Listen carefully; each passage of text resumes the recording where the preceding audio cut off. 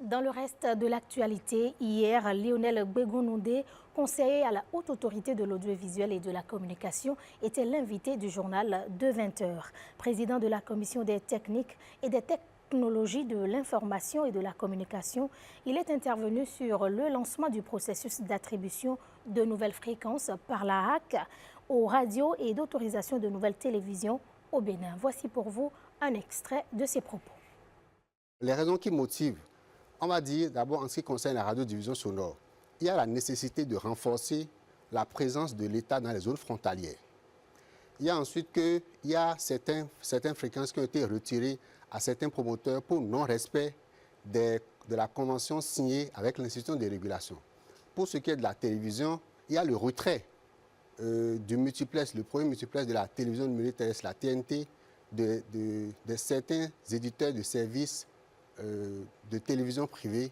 Et aussi maintenant, il y a des télévisions qui diffusaient par satellite en violation des tests en vigueur.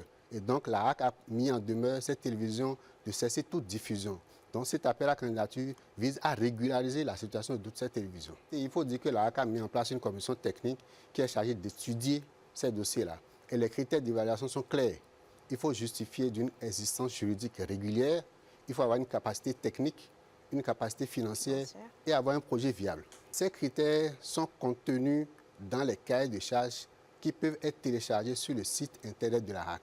Nos compatriotes qui se trouvent dans les zones frontalières, ils vont se sentir un peu plus béninois parce qu'ils auront des radios à proximité.